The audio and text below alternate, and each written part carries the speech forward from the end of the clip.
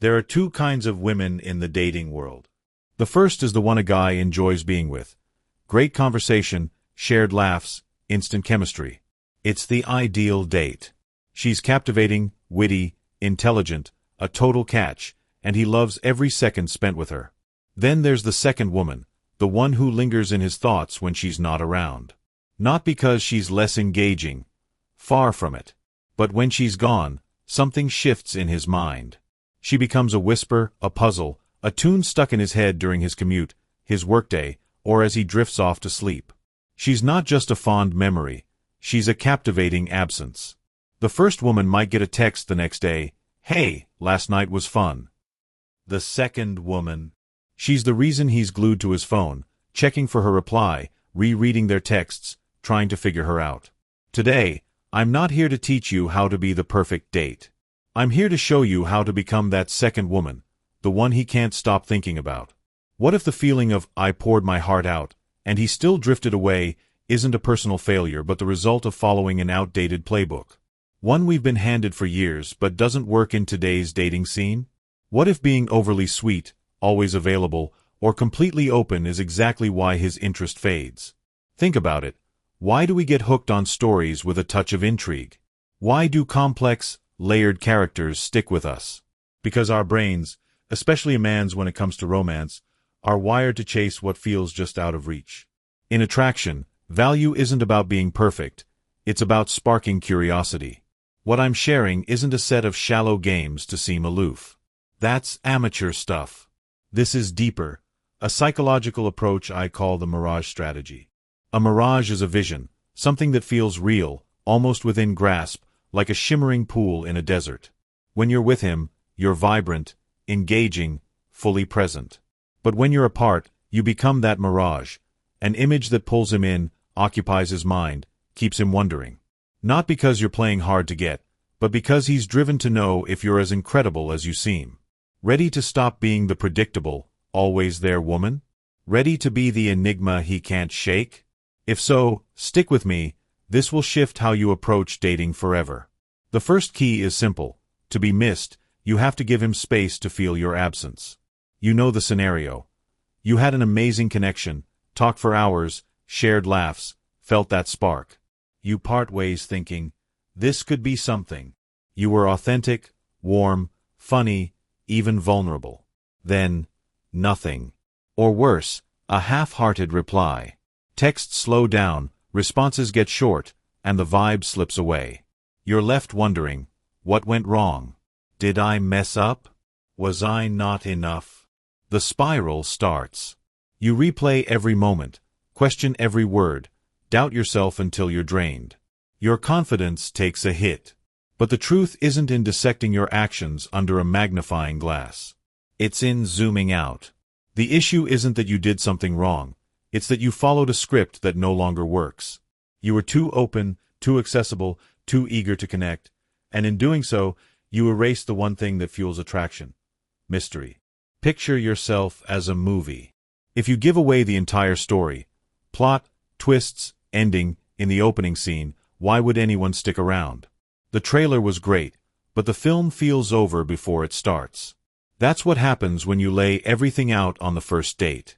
It's like handing him the script and the credits up front. This guide will help you rewrite that script. By the end, you'll understand why men pull back when things heat up and how to use that distance to draw them in. You'll learn to leave gaps, not of neglect, but of intrigue, that make him think of you. You'll master the balance of being present and pulling back, because your absence is your greatest asset. In a world of constant connection, the real power lies in stepping away intentionally. I'll show you why being an open book often leads to being skimmed and how to become the story he's eager to keep reading. The Mirage strategy isn't about faking it. It's about reframing your worth. And it starts with a simple truth about how men's minds work, one we've overlooked for too long. To grasp the Mirage strategy, we need to dive into the male psyche. It's not a simple place, but it's driven by instincts we often ignore. For centuries, men's brains weren't wired for modern relationships or social media. They were built for survival, hunting, solving problems, overcoming challenges. In short, they're wired to pursue goals and earn rewards. This is their core drive, pursuit mode. When a man is drawn to a woman, she becomes his goal. Her attention, her affection, her interest, that's the prize. Every step forward, a smile, a conversation, a date, feels like a win, releasing dopamine, the brain's reward chemical. It's the same rush he gets from beating a game level or closing a big deal. Dopamine says, keep going, this is worth it. But here's where things clash. While his brain craves a challenge, yours often seeks connection and security. You want reassurance that the bond is real, a safe space to open up. He wants a goal worth chasing, a prize that feels earned. So what happens when you give him everything up front? You share your deepest thoughts on the first date, text him constantly, affirm your feelings non-stop. You're handing him the prize without the chase. The mountain he was ready to climb becomes a flat path with no effort required. Even if he likes you, the thrill of pursuit fades. Without that, the dopamine stops, and his brain signals, mission over. Next challenge. That's when you sense him pulling back. It's not personal, it's biology. His curiosity was satisfied before a deeper bond could form. The worst move now is to give more. More texts, more affection, more effort. Instead, you need to give less, just enough to keep him curious, to make him feel there's more to uncover. Pause the game at its peak, so he's eager to play again tomorrow. If he wins the prize on night 1, there's no reason for round 2. We've covered how men's brains are wired for pursuit, but there's more to it. It's not just about challenge. It's about scarcity, a principle that shapes how we value things. Think about it. Why is a diamond, just compressed carbon, worth thousands? Why do people line up for limited edition sneakers or pay a fortune for a rare collectible? It's not about their practical use, it's about their rarity. Value comes from being hard to get. Now apply that to your most precious assets. Your time, your energy, your emotions. These are your treasures, your one-of-a-kind masterpieces. If they're too easy to access, they lose their shine. Let's look at a story. Meet Laura and Mark. They have a fantastic first date. Great chemistry, laughter, flirting, everything clicks. Laura gets home, buzzing with excitement, and texts Mark, just got home, tonight was amazing. You're so fun to talk to. Let's do this again soon. Mark smiles, thinking, that's nice.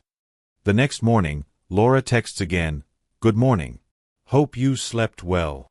Mark, heading to a meeting, sees it and thinks it's sweet but doesn't reply. Later, Laura sends a meme tied to their date. By afternoon, she's asking about his day. By evening, she sent a string of messages showing she's all in. Inside Mark's mind, is Laura annoying? No. Is she a bad person? Not at all. But subconsciously, he feels there's nothing left to wonder about. Laura's enthusiasm filled every gap, leaving no room for him to miss her or take the lead. She served up the full meal before he was hungry. That's the twist. Mark pulls back, not because he dislikes her, but because her affection feels unearned. Laura, sensing this, panics and doubles down, texting something like, hey, is everything okay? You seem distant. And with that, she unknowingly shuts the door on attraction. She stops being a mystery and becomes a puzzle he doesn't want to solve. Most early connections don't fail from lack of interest. They fail from too much communication too soon. We mistake being available for being desirable, thinking constant texting shows we care. Instead, it becomes noise, not the melody he can't forget. A modern myth makes it worse. The idea that if he really likes you, none of this matters. That's a lie. In the early stages of dating, when the spark is just igniting, every move counts. It's the difference between a fire that warms and a spark that fizzles out. Now, we're at a crossroads. You've been kind, honest, open, and it didn't work, or it worked briefly before fading. You're tired of overanalyzing, wondering what you did wrong. You might feel like giving up, thinking all men are the same, or turning cold and guarded. But pause. Take a breath. This is where everything can change. Here's the missing piece, the truth that flips the script. The Mirage strategy isn't about playing games or pretending to be busy. It's about a mindset shift. Stop asking, am I enough for him? And start asking, Is he worth my time? Feel that shift. You're no longer chasing approval, you're radiating worth. Now he's the one who needs to prove he deserves you. This changes everything. A man doesn't fall for the woman who's always there. He falls for the woman whose time feels like a privilege. He's not drawn to someone who hands out attention freely. He's hooked on the woman whose life is so full of passion, goals, and joy that an hour with her feels like a rare gift. Your attention isn't a freebie for anyone with your number. It's a reward for his effort, his consistency, his ability to add to your already vibrant life. With this mindset, you stop filling every silence because you value your peace. You don't rush to reply because you're busy living. You don't spill your whole story on date one because connection builds slowly, like a dance, not a race. Here's the core truth. A man values the time he earns with you, not the time you give freely. He wants to feel chosen, like he's passed a test to access something special. I know this feels like a game changer, but how do you make it real without seeming distant or fake? Let's break it down. How do you turn this mindset into action? How do you become that magnetic mirage without coming off as cold or inauthentic? It's not about pretending. It's about shedding fear and neediness to reveal your truest self. Here are 3 pillars to live by. First, master the art of pacing. Think of your attention as a rare perfume. Apply it sparingly, at the right moments. 2 habits make this work. 1. End conversations first. Psychology shows we remember unfinished things more vividly. End your chats or dates at their peak. When the vibe is high, the laughter's flowing. Say, "This was so fun, but I've got an early morning. Let's catch up soon." It's not a brush-off. It's a signal that your life matters. You leave him wanting more. 2.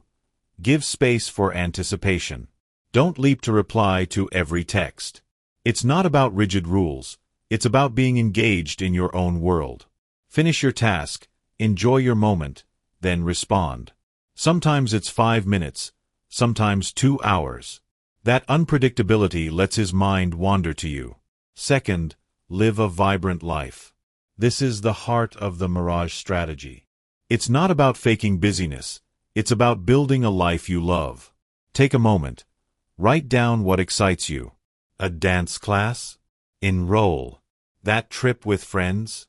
Plan it. A project you've shelved? Start it. Call your family, read, hit the gym, not for him, but for you. When you're the star of your own story, you stop seeing him as your center. You're not waiting for his text because you're too busy thriving. That energy, your independence, is magnetic. He'll sense your life is full, and he'll want to earn a place in it. Third, speak with confidence. When you talk about your life, let your passion shine. Don't seek his approval. Share your excitement about your work, your hobbies, your friends. Instead of, "When can we hang out again?" say, "Tonight was great, you gave me a lot to think about." The first begs. The second offers value from a place of strength. When you live these pillars, the Mirage strategy becomes who you are. You're not the woman waiting by the phone. You're the one he hopes to see again. We've come far, from the frustration of silence to the psychology of attraction. But the Mirage strategy isn't just about keeping him hooked. It's about you. It's about choosing yourself, valuing your time, and loving your life. The irony? The more you seek his approval, the less you get.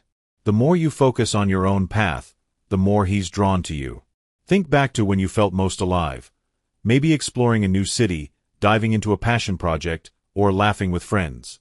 You were so caught up in your world that you didn't notice who was watching. And didn't attention come naturally then? That's the secret.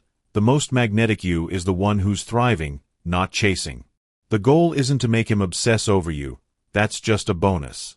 The goal is to love your life so much that giving up your peace for someone unworthy feels impossible. His interest is a nice addition, not your purpose. Stop chasing attention. Build a life so vibrant that it draws the right people naturally. Some will come and go, but the ones who see your worth will stay. The real question isn't, how do I make him want me? But, am I living a life I'd miss if I gave it up for someone else? That answer holds everything. We've crossed this journey together. The true Mirage isn't the one he sees. It's the life you create for yourself, so vivid and full that his desire for you is just a small part of your story. When you're tempted to double text, to overthink his silence, pause. Ask, what would the best version of me do? The woman who's living her dreams, who goes to bed fulfilled, not because of his texts, but because of her own choices. Your greatest obstacle isn't his silence, it's forgetting your own worth. Stop auditioning for a role in his story. Be the star of your own. Choose who gets to join your journey, not because you're aloof, but because your life is too valuable for anything less than extraordinary.